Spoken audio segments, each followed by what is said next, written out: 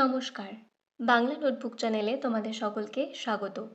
আজকের ক্লাসে তোমরা দেখতেই পারছো উপরে লেখা রয়েছে উৎসর্গীকৃত গ্রন্থসমূহ। বিভিন্ন লেখক লেখিকা তাদের যে গল্পগ্রন্থ, কাব্যগ্রন্থ বা উপন্যাসসমূহ যেগুলো অন্যজনকে উৎসর্গ করেছিলেন, তার মধ্যে যেগুলো উল্লেখযোগ্য বাছাই করে তোমাদের জন্য কিছু তালিকা প্রস্তুত করেছি। দেখো, প্রথম রয়েছে বঙ্কিমচন্দ্র চট্টোপাধ্যায়। বঙ্কিমচন্দ্র চট্টোপাধ্যায়ের কিছু উপন্যাসের নাম রয়েছে এবং সেগুলো তিনি কাকে উৎসর্গ করেছেন সেই নামগুলো রয়েছে। দেখো, দুর্গেশ নন্দিনী উপন্যাসটি তিনি শ্যামাচরণ চট্টোপাধ্যায়কে উৎসর্গ করেছিলেন। দুর্গেশ নন্দিনী শ্যামাচরণ চট্টোপাধ্যায়কে উৎসর্গ করেন। কপালকুণ্ডলা সঞ্জীব চন্দ্র চট্টোপাধ্যায়কে। মৃণালিনী উপন্যাসটি দীনবন্ধু মিত্রকে উৎসর্গ করেছিলেন। বিষবৃক্ষ জগদীশচন্দ্র রায়। চন্দ্রশেখর উপন্যাসটি উৎসর্গ করেছিলেন পূর্ণচন্দ্র চট্টোপাধ্যায়। পূর্ণচন্দ্র চট্টোপাধ্যায়, সঞ্জীবচন্দ্র চট্টোপাধ্যায় এবং শ্যামাচরণ চট্টোপাধ্যায় ছিলেন বঙ্কিমচন্দ্র চট্টোপাধ্যায়ের দাদা। এরপর দেখো, আনন্দ মঠ উপন্যাসটি দীনবন্ধু মিত্রকে উৎসর্গ করেছিলেন। দেবী চৌধুরানী যাদবচন্দ্র চট্টোপাধ্যায়কে উৎসর্গ করেন। সীতারাম, যেটি বঙ্কিমচন্দ্র চট্টোপাধ্যায়ের শেষ উপন্যাস, এটি তিনি রাজকৃষ্ণ মুখোপাধ্যায়কে উৎসর্গ করেছিলেন। আর সীতারাম উপন্যাসটি প্রচার পত্রিকায় প্রকাশিত হয়, এটি মনে রাখবে, কারণ বঙ্কিমচন্দ্রের বেশিরভাগ উপন্যাস কিন্তু প্রকাশিত হয়েছিল বঙ্গদর্শন পত্রিকায়। এরপর দেখো, তারাশঙ্কর বন্দ্যোপাধ্যায়। তারাশঙ্কর বন্দ্যোপাধ্যায় লেখা কিছু গ্রন্থের নাম এবং সেগুলো তিনি কাকে উৎসর্গ করেছিলেন সেই সম্পর্কে একটি ছোট তালিকা রয়েছে। দেখো, তারাশঙ্কর বন্দ্যোপাধ্যায়ের প্রথম উপন্যাস হলো চৈতালি ঘূর্ণি, যেটি 1931-এ প্রকাশিত হয়েছিল। আর এটি একটি রাজনৈতিক উপন্যাস। এটি তিনি উৎসর্গ করেছিলেন সুভাষচন্দ্র বসুকে। নীলকণ্ঠ শৈলজানন্দ মুখোপাধ্যায়কে উৎসর্গ করেছিলেন। প্রেম ও প্রয়োজন, এটি উৎসর্গ করেছিলেন সাবিত্রী দেবীকে। ধাত্রীদেবতা মা ও পিসিকে। ধাত্রীদেবতা উপন্যাসটি প্রকাশিত হয়েছিল 1939-এ। তারপর দেখো, কালিন্দী উপন্যাসটি নির্মল শিব বন্দ্যোপাধ্যায়কে তিনি উৎসর্গ করেছিলেন। নেক্সট, গণদেবতা। গণদেবতা উৎসর্গ করেছিলেন সরোজ রায়চৌধুরীকে। গণদেবতা প্রকাশিত হয়েছিল 1942 সালে। মন্বন্তর বনফুলকে। অভিযান মানিক বন্দ্যোপাধ্যায়কে। ঝড় ও ঝরা পাতা, এটি উৎসর্গ করেছিলেন অচিন্ত কুমার সেনগুপ্তকে। হাঁসুলিবাকের উপকথা উৎসর্গ করেছিলেন কালিদাস রায়কে। হাঁসুলিবাকের উপকথা প্রকাশিত হয়েছিল কবে? 1947। পদচিহ্ন ও রাধা, এই দুটি কিন্তু আলাদা গ্রন্থ। এই দুটি গ্রন্থ তিনি প্রেমেন্দ্র মিত্রকে উৎসর্গ করেছিলেন। না বলে একটি উপন্যাস রয়েছে, তিনি সেটি নিজেকেই উৎসর্গ করেছিলেন। নেক্সট দেখো, শিলাসন প্রমথনাথ বিশিকে উৎসর্গ করেছিলেন। রসকলি রবীন্দ্রনাথ ঠাকুরকে তিনি উৎসর্গ করেন। রসকলি গল্পটি তারাশঙ্কর বন্দ্যোপাধ্যায়ের লেখা প্রথম গল্প। গন্না বেগম মধুসূদন মজুমদারকে। সোনার মলাট অতীন বন্দ্যোপাধ্যায়কে উৎসর্গ করেছিলেন। নেক্সট, বিভূতিভূষণ বন্দ্যোপাধ্যায়। বিভূতিভূষণ বন্দ্যোপাধ্যায়ের কিছু গ্রন্থের নাম রয়েছে। দেখো, পথের পাঁচালী, তিনি তার পিতৃদেবকে অর্থাৎ তার পিতাকে উৎসর্গ করেছিলেন। অপরাজিত উপন্যাসটি তার মাতৃদেবীকে বা মাতাকে তিনি উৎসর্গ করেছিলেন। আরণ্যক উৎসর্গ করেছিলেন গৌরী দেবীকে, তার স্ত্রী। আদর্শ হিন্দু হোটেল, এই উপন্যাসটি তিনি উৎসর্গ করেছিলেন নটু বিহারী বন্দ্যোপাধ্যায়কে। দেবযান উপন্যাসটি তিনি উৎসর্গ করেন ষোড়শীকান্ত চট্টোপাধ্যায়কে। নেক্সট, ইছামতি। ইছামতি উৎসর্গ করেছিলেন রমা বন্দ্যোপাধ্যায়কে। অভিযাত্রিক উমাকে। স্মৃতির রেখা রবীন্দ্রনাথ ঠাকুরকে উৎসর্গ করেছিলেন। ক্ষণভঙ্গুর মৃণালিনী দেবীকে উৎসর্গ করেন। চাঁদের পাহাড়, যে কিশোর উপন্যাসটি রয়েছে, এটি তিনি খুকুকে উৎসর্গ করেছিলেন। নেক্সট দেখো, বিষ্ণুদের কিছু কাব্যগ্রন্থের নাম রয়েছে এবং সেটি তিনি কাকে উৎসর্গ করেছিলেন। বিষ্ণুদের লেখা প্রথম গ্রন্থ উর্বশী ও আর্টেমিস, যেটি প্রকাশিত হয়েছিল 1932 সালে, এটি তিনি উৎসর্গ করেন নীরেন্দ্রনাথ রায়কে।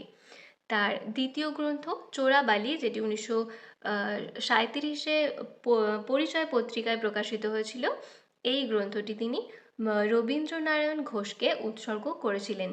পূর্বলেখ উৎসর্গ করেছিলেন রবীন্দ্রনাথ ঠাকুরকে। সাত ভাই চম্পা এই কাব্যগ্রন্থটি তিনি উৎসর্গ করেন শম্ভু মিত্র ও বিজন ভট্টাচার্যকে। সন্দীপের চর তারাশঙ্কর বন্দ্যোপাধ্যায়কে।